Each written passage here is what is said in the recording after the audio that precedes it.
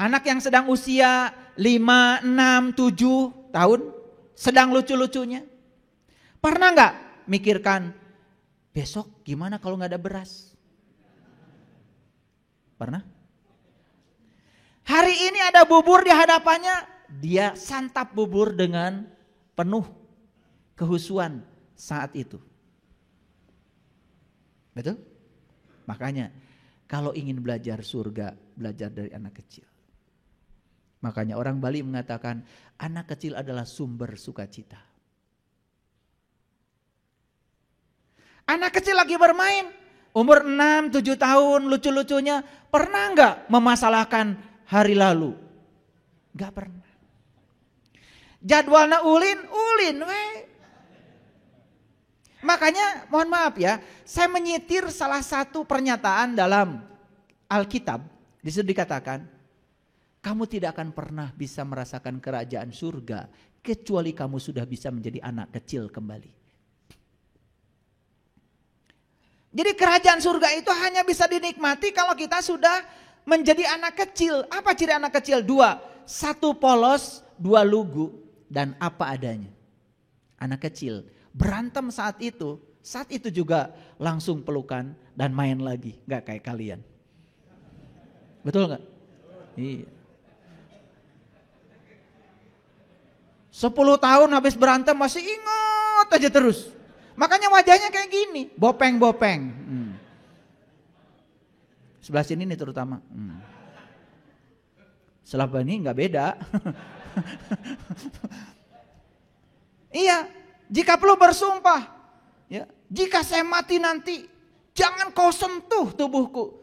Geus modar masih kena gitu. Itu dendam masih dibawa. Ya Allah, subhanallah. Nah makanya jadi anak kecil, ya, lucu, polos. Makanya kalau kita ingin belajar surga, belajar dari anak kecil. Anak kecil itu surganya di sini, saat ini, sekarang. Betul? Tidak memikirkan hari esok, tidak memikirkan masa lalu. Hadir di sini saat ini sekarang. Kalau kita totalitas hari ini, besok ditentukan oleh hari ini. Jadi besok itu gak usah dipikirkan sebetulnya. Isi saja secara total hari ini. Hari ini bisa berbagi, berbagilah. Hari ini bisa nengok tetangga yang sakit, tengoklah. Hari ini bisa memberi senyum pada orang, tersenyumlah. Mewah tersenyum itu. Suatu saat kalian tidak bisa itu lagi. Saya kasih tahu pada semuanya, kalian bisa duduk di tempat ini mewah?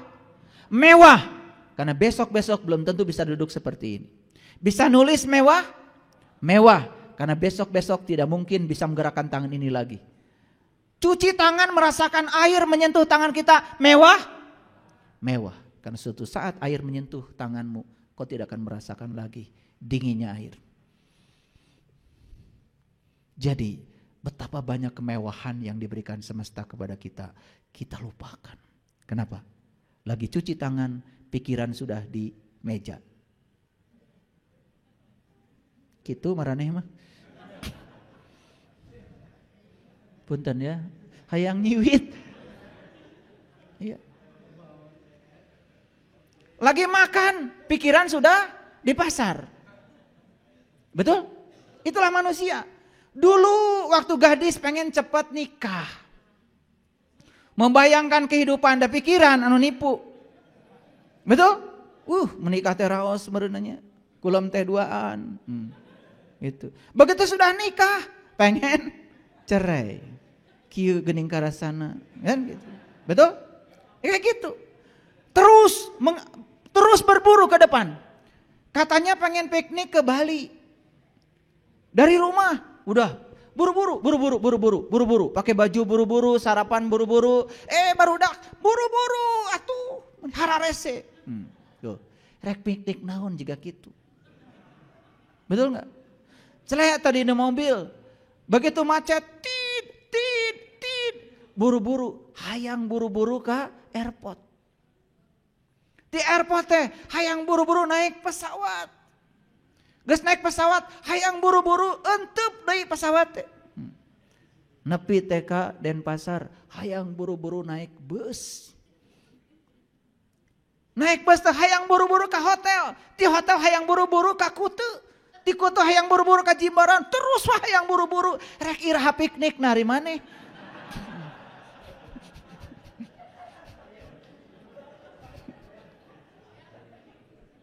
Keun we lah.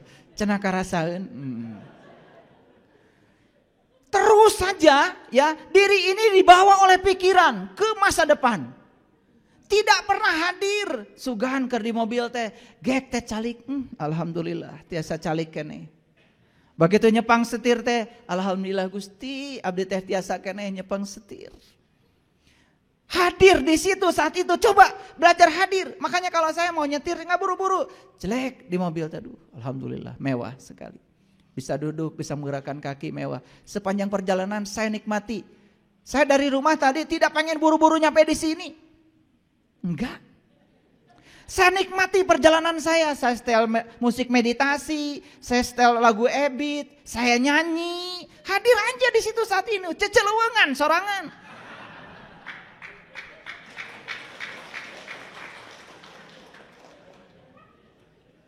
Dan marahnya mata gitu. Rek ngawas di rumah kade mau belajar berserah diri di jalan. Nit. Galewang ka dieu. Rek ka mana? Jadi semua kemewahan yang hadir di saat itu hampir tidak ternikmati. Betul? Itu sebabnya kita ini sering jadi diri palsu. Mengizinkan diri kita dibawa oleh pikiran ke masa depan dan masa lalu. Tidak pernah hadir di sini, saat ini, sekarang. Coba belajar berkunjung ke saat ini. Hadir di sini, saat ini, sekarang. Di situ kita akan merasakan kedamaian yang luar biasa. Ini belum dikasih tahu rahasianya. Belum. Ini baru ayatnya. Nah sekarang kita belajar. Jadi dari ayat ini Quran surat Al-Baqarah catat ayat 112. Mahal ini, mahal. Jadi ciri orang yang sudah berserah diri itu sudah tidak lagi takut, tidak lagi khawatir. Jadi berserah diri itu sebetulnya hadir di sini saat ini sekarang tanpa penilaian benar salah, tanpa penilaian baik buruk. Ini harus dipraktekkan. Coba, begitu ada kejadian apapun saat ini, jangan menilai. Terima semua yang terjadi apa adanya. Jangan dinilai.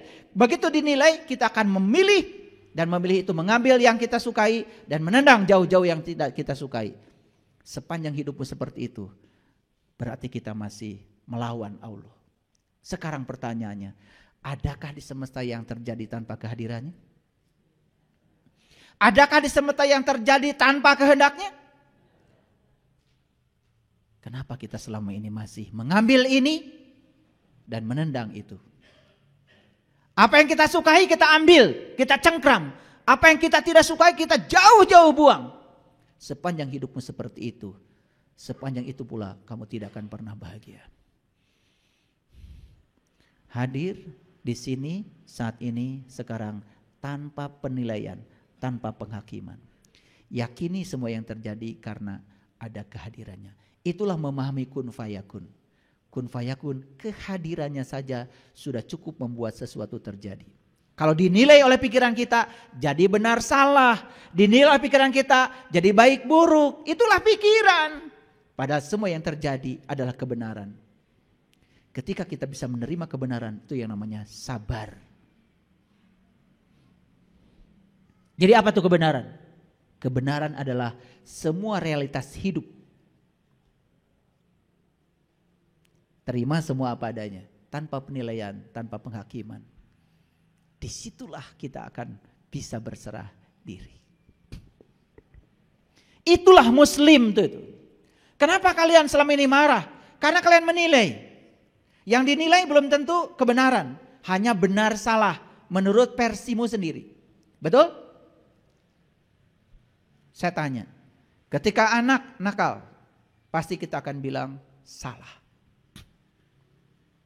Ketika anak nurut pada kehendakmu, kalian bilang benar. Padahal anak itu sedang berusaha menjadi dirinya sendiri.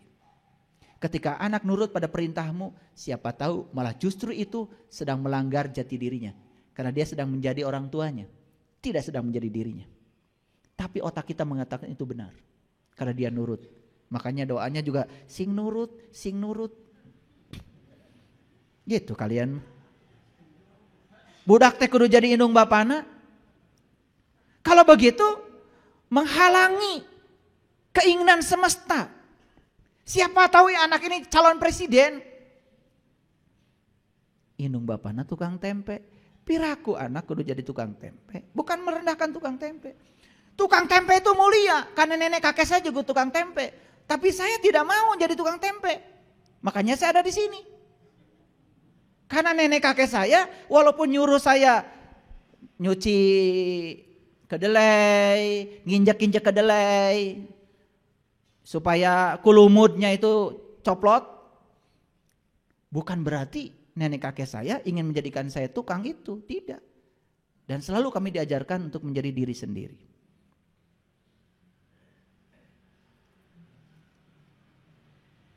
Jangan pernah paksa anak itu harus menjadi seperti kita.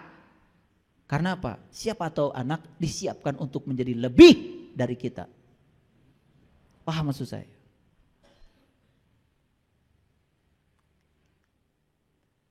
Jadi siapapun yang saat ini khawatir pasti sedang memikirkan hari esok. Dan siapapun yang saat ini sedih pasti sedang memikirkan masa lalu. Kalau hadir di sini saat ini sekarang, saat ini baik-baik saja sebetulnya, nggak ada apa-apa. Betul apa tidak? Oke. Nah, belum masuk. Ini referensinya agak banyak. Nah, makanya Nabi Ibrahim mencari Tuhan dulu kan? Mencari Tuhan, ketemu bintang, ketemu bulan, ketemu matahari. Itu yang luar biasa di Quran. Ketika ketemu bintang, beliau mengatakan, aku tidak suka yang tenggelam. Tapi ketika ketemu bulan, beliau mengatakan, kalau aku tidak mendapatkan petunjuk, niscaya aku termasuk orang yang tersesat. Begitu ketemu matahari yang lebih besar lagi, beliau mengatakan, aku terbebas dari apa yang kalian persekutukan. Jelas bukan bintang yang itu, bukan bulan yang itu, bukan matahari yang itu. Itu adalah pengalaman spiritual beliau ketika sedang meniti ke dalam diri. Pertanyaan saya, kapan kalian mau mengalami itu? Kapan? Kapan? Teu kabita gitu? Iya. Setelah mengalami itu, baru beliau mengatakan, ini wajah tuh. Wajhiya lilladzi fataras samawati wal ardh hanifan wa ma ana minal musyrikin. Memeh mengucapkan kalimat ieu teh Nabi Ibrahim mengalami dulu pengalaman spiritualnya. Ari maraneh kumaha? Jojolan ini wajah tu wajah iraha ngalamanana. Betul apa tidak? Jadi yang keluar dari mulut kita jadinya omong kosong. Tidak ada dampaknya, tidak membangun kesadaran. Makanya rakaat kalian banyak, tetapi gitu-gitu aja. Tetap ngewaan ka batur, dengkian ka batur, batur bahagia, kalah maneh anu sedih. Gitu. Batur meuli mobil, maneh anu panas tiris. Gitu. Paham? Itu. Karena kita itu tidak bercermin. Kenapa ya rakaat salat saya udah banyak, tapi kok saya masih gini-gini aja. Hanya menyampaikan rasa bahagia aja pada orang sukses berat. Berat. Tak lamun aya berita batur teh cilaka, rezekina hancur. Da si eta mah gitu, resep pisan. Itu tanda bahwa kita ini belum menjadi siapa-siapa. Yuk kita lihat. Apa kata Nabi Ibrahim? Inni wajahtu wajhiya lilladzi fataras samawati wal ardh hanifan wa ma ana minal musyrikin. Sesungguhnya aku hadapkan wajahku kepada Zat yang telah menciptakan langit dan bumi dengan kerendahan hati, dan aku bukanlah termasuk orang-orang yang mempersekutukan Tuhan. Jadi ketika kita sholat, kita ingat ini, ingat itu sudah termasuk menduakan Tuhan. Gara-gara apa? Gara-gara kita nggak tahu Tuhan. Jadi Nabi Ibrahim itu mengatakan, aku terbebas dari apa yang aku persekutukan. Kenapa? Karena beliau sudah punya fokus. Makanya kalau Leluhur-leluhur saya dulu mengatakan, kamu itu kalau menyembah Allah, kamu harus tahu dulu yang kamu sembah. Karena para nabi, para rasul juga mengajarkan begitu. Betul apa tidak? Iya. Nah, lanjutannya ini sedikit lagi. Baru dikatakan, kul. Nah, ini ada kul nih. Jadi kul itu apa artinya? Katakanlah, siapa yang nyuruh? Allah. Nah, Allah itu kalau nyuruh sesuatu pasti sama orang yang sudah mengalami, merasakan. Kalian aja nyuruh ke anak misalnya, sok atuh dongengkeun piknik kamari teh kumaha. Berarti anaknya sudah piknik. Kolot jiga naon. Sok jang caritakeun piknik teh kumaha. Apan kamari ulah cenah piknikna oge. Dicare kumaha jeung ku bapa. Ari ayeuna di tangga dong piknik. Sanu teh hideungna. Ini saya sedang ngasih pelajaran penting buat kalian. Kenapa di Quran ada kata kul, kul, kul, kul. Kul itu Allah menyuruh kita menceritakan apa yang kita alami. Lain anu diapalkeun. Coba di kalimat ini ada kul inna sholati, kul wa nusuki, kul wa mahyaya, kul wa mamati. Jadi ini perintah buat semua orang atau untuk orang-orang tertentu saja? Hah? Semua? Piraku nu teu piknik disuruh ngomong. Kamarana ieu teh tadi saya udah ngeceblek teh teu ngalarti keneh wae. Teu piknik disuruh ngomong. Kolot jiga naon nu kitu. Perhatikan, kul itu hanya untuk orang yang sudah mengalami. Saya tanya, betul enggak sholatmu itu untuk Allah? Katanya buat pahala. Katanya pengen dapat surga. Katanya takut neraka. Itu Tuhanmu. Kartos. Sok, rek seuri deui.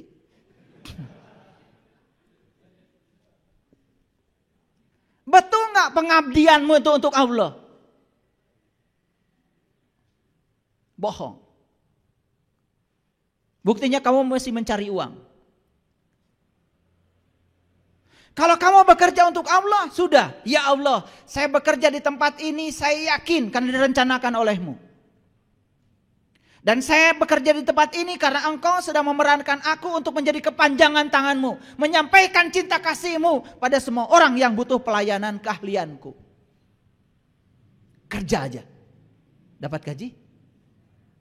Gaji itu hanya akibat dari pelayanan kita. Itu yang disebut dengan mencari yang punya uang. Kalian kerja fokus pada uang. Melakukan kebaikan, fokus pada balasan yang kalian dapat. Itu saja sepanjang hidup. Makanya seetik duitna.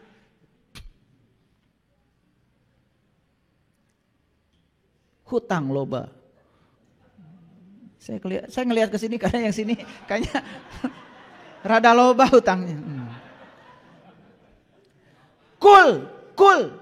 Inna sholati wa nusuki wa mahyaya wa mamati lillahi rabbil alamin la syarikalah wa bidzalika umirtu wa ana awalul muslimin.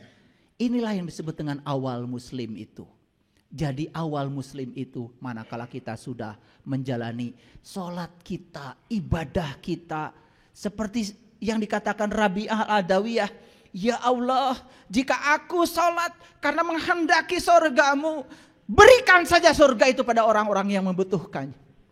Dan jika aku sholat karena takut nerakamu, masukkan aku pada neraka itu sendiri ya Allah. Bengkakkan tubuhku biar orang lain tidak yang masuk ke neraka ini. Tapi satu ya Allah, jangan pernah kau halangi agar aku bisa menatap kemuliaan wajah-Mu. Gitu enggak sholat kita? Tidak. pahala, berjeng teu ngarti. Da loba nu ngabobodo. Calo mah Garut. Teu ini ci eta mah. Cicing mah dicicaheum. Kaera ngajak-ngajak batur, manehna teu ini. Jadi kita ini mulai sekarang itu harus bisa menyampaikan pada siapapun yang kita alami, yang kita rasakan. Bukan sekedar teori dan bisa dibuktikan. Kul inna sholati wa nusuki wa mahyaya wa mamati lillahi rabbil alamin la syarikalah wa bidzalika umirtu. Wa bidzalika umirtu artinya apa? Apapun amarmu, apapun keputusanmu, apapun perintahmu, aku akan turut. Walaupun itu sangat berat bagiku. Aku yakin tidak ada perintahmu kecuali cinta kasihmu. Bebaskan benar salah, bebaskan baik buruk. Semua yang terjadi, semua realitas adalah kebenaran. Terima semua realitas apa adanya. Hari ini harus bersuami si A, wataknya seperti itu, terima seutuhnya. Hari ini harus punya istri si A, wataknya gitu, terima seutuhnya. Tong hayang ganti.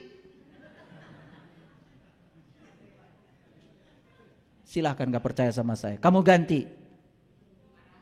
Kamu akan dapat lebih parah.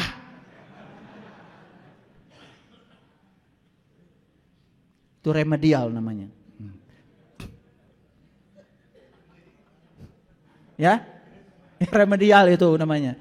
Makanya akan diulang. Kita akan ketemu orang yang sama wataknya, sama segalanya. Sepanjang kita belum bisa menerima dia apa adanya, sepanjang itu kita akan dihadapkan pada watak-watak yang sama. Pikiran menipu kita lagi, sugan atau ninggalkan si eta mah panggijeng si itu sarua jeung si eta. Sarua gadagna, sarua teu boga duitna, nyusahkeun. Punten ya. Kadang-kadang harus diebrehkeun. Kalau nggak digini kan nggak ngerti-ngerti, ya toh?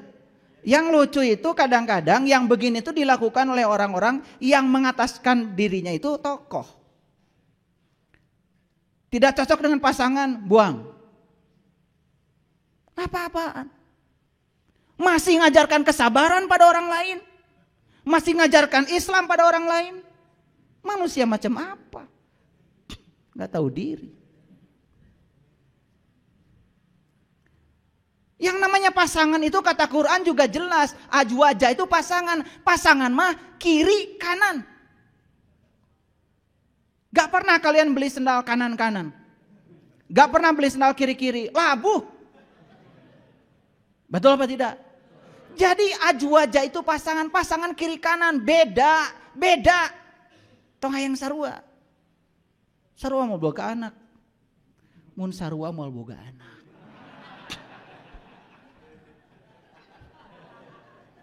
Sugan kaartieun. Betul apa tidak? Iya. Jenis kelaminnya berbeda, secara fisiologi berbeda, cara berpikir berbeda, pendidikan berbeda, dibesarkan di keluarga yang berbeda, sukunya berbeda, adat istiadat berbeda. Ari maneh hayang sarua. Melanggar hukum alam. Tong hayang kawin atuh. Jadi nikah itu adalah latihan menerima dan menghargai perbedaan. Karena kita memang beda. Disekasurkan ku Allah teh supaya diajar menerima dan menghargai bahwa kamu beda. Itu yang akan menumbuhkan kedewasaan. Begitu beda, ganti. Beda deui, ganti. Aduh. Meni babari. Dasar si eta. Ini yang disebut dengan muslim. Muslim itu sudah berserah diri, menerima semua realitas apa adanya. Lihat saya semuanya. Jangan menilai baik buruk. Semua yang terjadi adalah kebenaran. Kekurangan pasangan kita, cara kita untuk dilatih menyempurnakannya. Ketidaksabaran pasangan kita, supaya kita belajar sabar. Dah belajar sabar baru sukses sama orang yang tidak sabar. Gak akan bisa belajar sabar sama orang sabar, gak bisa. Harus sama orang yang tidak sabar. Kahartos ente? Cing malikir atuh.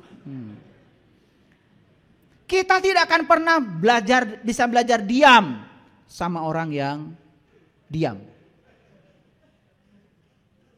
Kita hanya akan bisa belajar diam sama yang cerewet. Coba. Jadi kalau pasangan mau cerewet, terima, ya Allah, berarti saya disuruh banyak belajar diam. Dah tiap rek ngomong, si eta deui nu ngomong behak waktu.